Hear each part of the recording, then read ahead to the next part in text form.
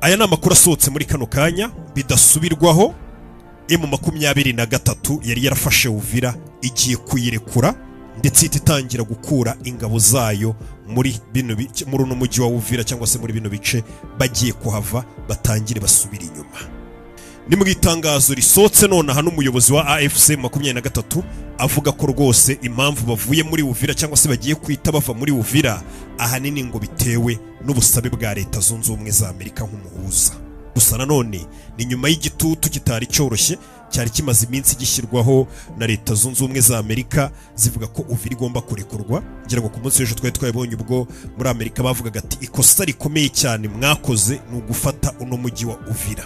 Gusa mbere yuko dutinda reka tubanze turebe rino tangazo. M23 nubwo isohotse muri Uvira nabo hari ibindi bahise basaba. Ntago bapfuye kuvamo gusa, bavuye muri Uvira babishyira mu itangazo ko bagiye kuva muri Uvira, ariko nabo mu nyandiko bashyiramo ko hari ibyo bari gusaba.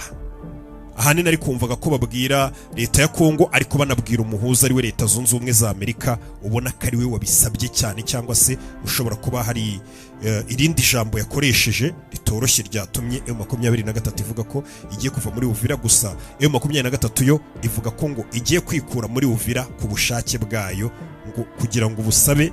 Reka dusome itangazo. Iri tangazo riravuga gute rero? Reka tubaze tubirebe mu itangazo ubundi nze turebere ibindi hamwe. Itangazo mfite hano imbere yanjye rifite umutwe uvuga ngo itangazo rya AFC M23 kubijyanye n'amahoro muri Kongo. Niho umutwe w'amagambo ndetse n'amatariki ibyo byandikiwe.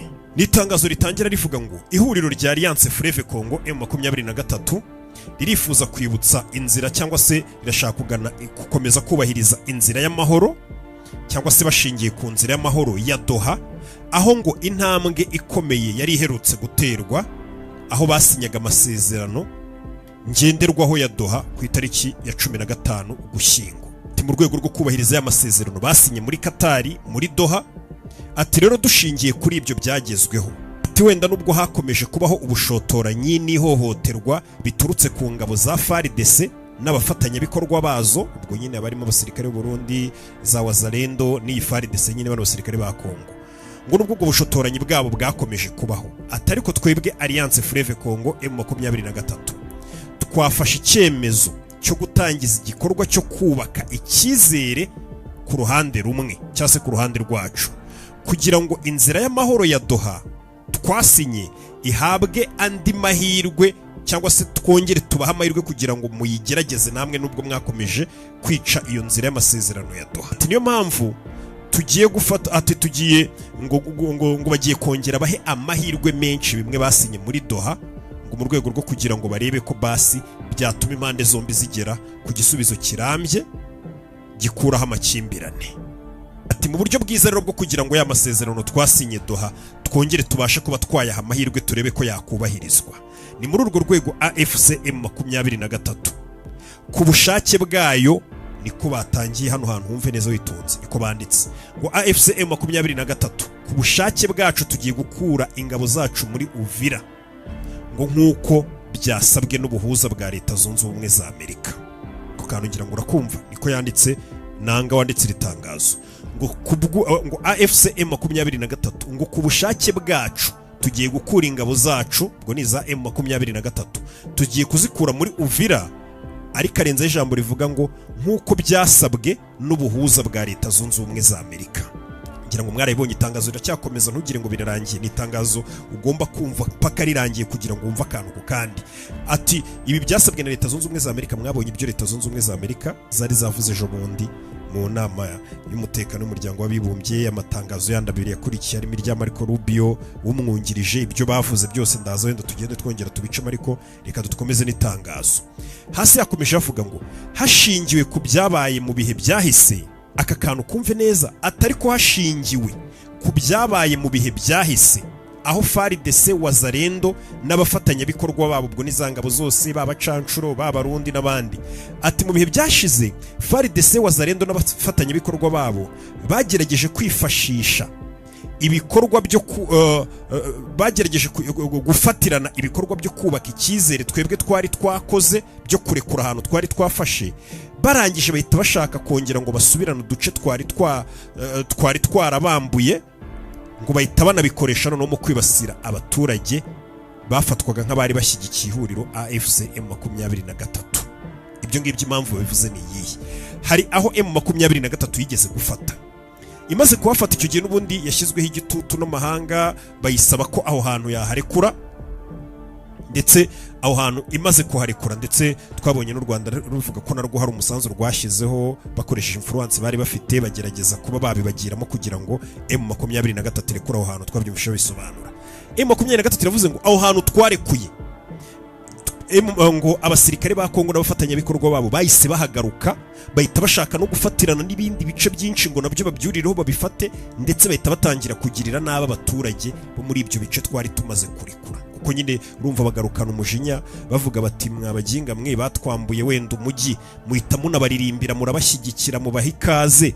Ati icyo gihe bisha abaturage babagirira nabi. M23 riri kuvuga ngo ibyo bintu ubushize byarabaye, twarekuye umujyi nk'uko tugiye kurekura Uvira, murangije muraza muhohotera abaturage bari bari muri uwo mujyi mubagirira nabi, ngo nuko bari badushyigikiye cyangwa se harimo abari batukweretse urugwiro rwinshi, murangije mubagirira nabi. Kwa kundi nyine binjira mu mujyi ukabona abaturage babaririmbye bakomye amashyi kuko babazi ko ntari biryabo.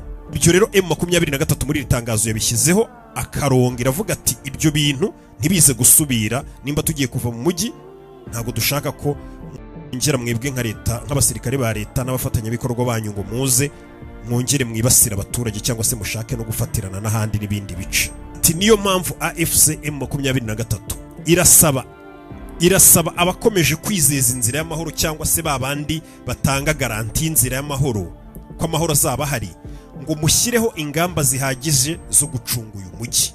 Iyo ni M23 irekuye umujyi, ariko nayo ndagira ngo wumve ibyo iri gusaba. Ati twabonye ko zino ngabo za Kongo n'abandi bafatanije nabo iyo turekuye ahantu bashobora kuza bagahohotera abaturage, bakaba banabica, bakavuga ngo mwe mushyigikiye M23 n'ibindi, ngo kubw'iyo mpamvu mwebwe mwitwa ko muri abarinzi b'amahoro cyangwa se abatanga icyizere cy'uko ahantu hagiye kuza amahoro, ngo turabasaba ko mushyiraho ingamba zihagije zo gucunga uyu mujyi turekuye wa Uvira. Muri uyu mujyi nubwo turekuye, mu byo tubasaba cyangwa se namwe mugomba kubahiriza, turagira ngo uyu mujyi mbere na mbere wa Uvira tugiye kuvamo nka M23 mugira umujyi utarangwamo intwaro, apana kuza kurundamo intwaro n'abasirikare. Uyu mujyi kindi turabasaba ko mugomba kurinda abaturage b'uyu mujyi, tutazumva ngo hari umuturage mbega wagize ikibazo wahohotewe, kuko bizwi ko bari abasirikare ba FARDC nabo bafatanije abacancuro n'abarundi n'abawazarendo n'abandi. Iyo baje nyine nk'uko nakubwiye, hari igihe baza ugasanga hari abaturage bagiriwe nabi, ngo mwe mwari mushyigikiye 23 yarafashe umujyi. Ati mutwizeze ko nubwo turekuye uyu mujyi muri buze kurinda umutekano w'abaturage. Ariko uri kumva ukuntu M23 bayitaye ku baturage. Ikindi tubasaba nubwo turekuye uyu mujyi wa Uvira, mugomba kurinda ibikorwa remezo biri muri uyu mujyi wa Uvira, apana kuza mubisenya mubyangiza. Ati ikindi turabasaba ko mugomba kugenzura iyubahirizwa ry'agahenge gashyizweho. Ubwo agahenge nyine buryo ugomba kukumvamo ni ceasefire n'ubundi, ntago dushaka ko mugomba kugenzura.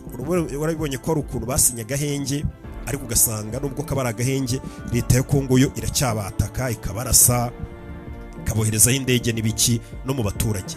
Ati ikindi mwebwe tubikoreye cyangwa se n'ubundi abo ngabo ngo batanga garanti ngo hano hazaba amahoro nimuramuka muharekuye biragenda neza, by'umwihariko ubwo ni Leta Zunze Ubumwe za Amerika, ngo mugomba kugenzura iyubahirizwa ry'agahenge hifashishijwe koherezwa kw'ingabo zidafite aho zibogamiye muri uyu mujyi. Mu yandi magambo, M23 irasaba ko kugira ngo ibintu bigende neza, ubwo igiye gutangira igikorwa cyo gukura ingabo muri uyu mujyi wa Uvira, urumva ni ikintu kidashobora guhita kiba mu masaha ngahe cyangwa mu munsi umwe. Abasirikare benshi bafashe umujyi, bari abantu benshi, ni ibintu ubwo bishobora gutwaramo iminsi gake gake bagenda bava mu mujyi. Ati turabasaba ko mwohereza ingabo zidafite aho zibogamiye. Ubwo ingabo zidafite aho zibogamiye ntago ari ziriya z'u Burundi, kuko byagaragaye ko zibogamiye kuri Kongo, ntago ari abo ba Wazarendo n'abandi. Oya, ni ingabo nyine zishobora koherezwa wenda ziturutse ahandi tutaramenya izo arizo. Ariko M23 yasabye ko hagomba kuza ingabo zidafite aho zibogamiye kugira ngo zicunge zirebe ngo ni bande bari kwangiza amasezerano y'agahenge, kuko M23 ikomeza kuvuga ngo ntago ari twe twangiza agahenge, niba ari abangiza agahenge. Ati kubw'iyo mpamvu rero mushyireho ingabo zidafite uruhande zibogamiyeho, kuko ababogamye n'ubundi M23 iravuga ngo agahenge mwakishe, ukabona ntago bari kubyumva.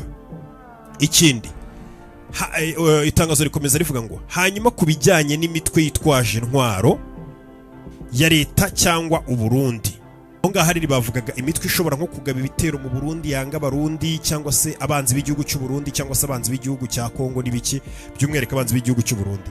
Ati kubijyanye n'imitwe yitwaje intwaro ya leta yanga leta yacu cyangwa se yanga Burundi igikorera muri Repubulika Iharanira Demokarasi ya Kongo, ati AFCM 23 turongera gushimangira ko tutazemera ko iyo mitwe yanga igihugu cy'u Burundi ikoresha ibice twebwe twabashije kubohora cyangwa se twebwe tuyoboye nka M23 ngo bakoresha ibyo bice bagaba ibitero cyangwa bitoza kugira ngo bazataka Burundi cyangwa leta. Ibyo ntabwo tuzabyemera. Mbega niko kubwira abarundi ngo nimba hari abatavuga rumwe n'ubutegetsi bw'u Burundi bashaka kurwanya Burundi, ntabwo twe tuzigera tubemerera wenda bakorere mu bice dufitira Kivu y'amajyepfo y'amajyaruguru, ntabwo tuzigera tubemerera ko abo bantu batera baturutse mu bice twebwe dufite. Ati keretse nibaturuka mu bice twebwe tudafite, ariko mu bice dufite ntago hari abanzi bazahaturuka baje gutera Burundi cyangwa leta. Ati kuko nitwifuza ko ibyo bintu bishobora kuba byahungabanya umubano mwiza w'abaturanyi hagati y'ibihugu byombi. Ubwo babwiraga abarundi hasi nuwanditse iri tangazo ni nanga ashyiraho email yabo ndetse ashyiraho na nimero ya telefone. Ibi kandi nanone ibi ni ibibaye mu gihe twari tumaze iminsi koko tubona igitutu cya Leta Zunze Ubumwe za Amerika mu minsi yashize, mu minsi nk'itatu ishize. Ibi byatangiye ahanini ubwo inama y'umuryango w'abibumbye y'umutekano yateranaga. Iyo nama imaze guterana twaribonye ko abari bahagarariye Leta Zunze Ubumwe za Amerika bikomye by'umwihariko igihugu cy'u Rwanda bikoma M23, nibwo ndetse icyo gihe muri iyo nama Leta Zunze Ubumwe za Amerika bari bahegarariye banatangarije muri iyo nama ibintu byinshi, batangira kuvuga ngo u Rwanda rufasha M23 mugomba gusubira inyuma, ibintu nk'ibyo ngibyo, bagera naho bavuga ngo turaza gukoresha, iyo ni Leta Zunze Ubumwe za Amerika bivuze ngo turaza gukoresha uburyo bwose n'ibikoresho byose dufite, ariko hari ahantu haze kurekurwa. Ibyo twongeye kubibona ubwo Marco Rubio nawe ku munsi w'ejo nawe yabisubiragamo, uno sekreteri wa Leta Zunze Ubumwe za Amerika. Marco Rubio we mu itangazo yari yasohoye yari yavuze ngo ibikorwa by'u Rwanda mu burasirazuba bwa Kongo ntibiragaragara ko ari ukwangiza amasezerano ya Washington yasinyiwe imbere ya Perezida Donald Trump. Ati kubw'iyo mpamvu Leta Zunze Ubumwe za Amerika zigiye gukora igikorwa kiri buze gutuma ayo masezerano basezeranije Perezida wa Amerika yubahirizwa. Icyo gikorwa ubwo sinzi icyo ari cyo, ariko niko Leta Zunze Ubumwe za Amerika zari zavuze. Byari byavuzwe na sekreteri Marco Rubio. Marco Rubio wagiye ukunda usa nk'uwataka u Rwanda cyane. Ndetse nanone ikindi umwungirije ku munsi w'ejo nawe twari twamubonye nawe yese asohora akantu k'itangazo cyangwa se inyandiko ku mbuga zavuga ngo mu makosa akomeye bakoze harimo kuba barafashe n'umujyi wa Uvira, ndetse ngo hagomba kugira igikorwa kugira ngo uwo mujyi urekurwe igitaraganya kugira ngo hirindwe ibibazo byinshi cyane. Ubona ko Leta Zunze Ubumwe za Amerika zasaga nkaho zishishikajwe by'umwihariko cyangwa se hari uruhande zibogamiyeho rwa Kongo, cyane ko twumvishe Perezida wa Leta Zunze Ubumwe za Amerika mu ijambo ejo bundi nabagejejeho. Perezida wa Leta Zunze Ubumwe za Amerika ubwo yari ari imbere y'abaturage yabwiye abaturage ngo igihugu cya Kongo cyarampatiye rwose kiranyiginga ngo ngwino uduhe umutekano weze wifatire amabuye y'agaciro. Ati kandi ayo mabuye koko nzajya kuyafata. Niko Trump yari ari kubwira abaturage. Urabizi politiki ya Trump ivuga ko Amerika mbere ibindi ntago bimureba, ariko Amerika ibe yabonye inyungu, umuturage we nyine aba ameze neza, kandi perezida ubundi nicyo kintu nyine n'ubundi nka perezida wa Amerika bagomba gushyira imbere. Urumva yari ari kuratira abaturage babwira ati Kongo yarambwiye ngo ngwino ufate amabuye, ati kandi ko ayo mabuye nzagenda nyafate. Mu yandi magambo rero kuba yabogamira hariya ibintu nk'ibyo bakaba babikora bavuga gutyo ni ibintu byumvikana, hasi bakirengagiza ibyari biri gusobanurwa bavuga ati hari abantu bicwa, indege ziri kurasa abantu n'ibiki Sukoyi, ariko nta kintu muri kubivugaho cyangwa mu bitangaze byo bakabiceceka, biba bisobanutse byose.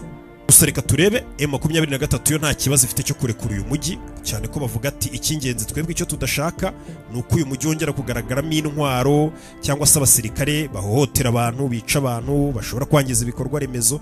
Ati abaturage bo muri uyu mujyi wa Uvira nimubarindira umutekano, twebwe tumeze neza nta kibazo. Nimutangiza ibikorwa remezo nta kibazo. Umujyi abaturage bawurimo nimba nta ntwaro zirimo n'abasirikare babuze umutekano nta kibazo dufite. Ati ikindi mushyiremo abasirikare badafite uruhande babogamiyeho. Iyo nibyo byifuzo M23 yo ifite, ndetse yanabujije ko hashobora kugira abasirikare ba FARDC binjira nabo bafatanije bakaba baza muri uyu mujyi wa Uvira bakimara kuwuvamo bakagirira n'aba abaturage bavuga ngo mwari mushyigikiye M23. Ubwo niba abaturage nyine babakiranye urugwiro, babahakeya, babaririmba, babaha amashyi kumwe binjira ahantu henshi bafashe, ukabona babishimiye. Ati ibyo ngibyo ntituzigere tubibona. Ubwo wenda bashobora kubibona cyangwa se abantu bakongera kugirirwa nabi, kuko M23 yagiye isohora amatangazo kenshi ivuga ati twebwe tuzakomeza kwirwanaho, turwane no ku buzima bwa bene igihugu cyangwa se abavandimwe bacu. Bivuze ngo ibyo bashyize mu itangazo badakeneye kubona nibyongera kuba ushobora gushiduka bongeye bakagaruka umujyi bakaba bawufata. Reka dutegereze turebe ese biragenda gute. Mu gihe n'ubundi muri kino gihugu cya Kongo ari kuva ibikangisho byinshi, ngira ngo mwabonye bamwe mu bayobozi ba Kongo bafite imyanya bagiye barimo, harimo abavuga ati mu minsi 18 igihugu cyacu cya Kongo tuzaba twamaze kugaba igitero mu Rwanda. Twabonye benshi bagiye bavuga bati tuzatera u Rwanda vuba bidatinze, bari mu myanya y'ubuyobozi hera muri Kongo. Ariko reka twizere ko ibyo wenda atari byo by'ingenzi, ubwo wenda abona bari n'amarangamutima n'iki turaza kugaruka tubireba mu zindi nkuru, wenda nabyo tugende tureba abo babivuze uburyo babivugagamo, nk'abo bavuga ngo mu minsi 18 bazataka u Rwanda n'iki. Icyo mba gusaba no gukora subscribe kugira ngo ikiganiro nk'icyo kigezeho mbere ubu wa mbere mu kukibona. Ubwo rero bidasubirwaho, intare za Sarambwe zigiye gusohoka mu mujyi wa Uvira ngo ku busabe bwa Leta Zunze Ubumwe za Amerika n'igitutu.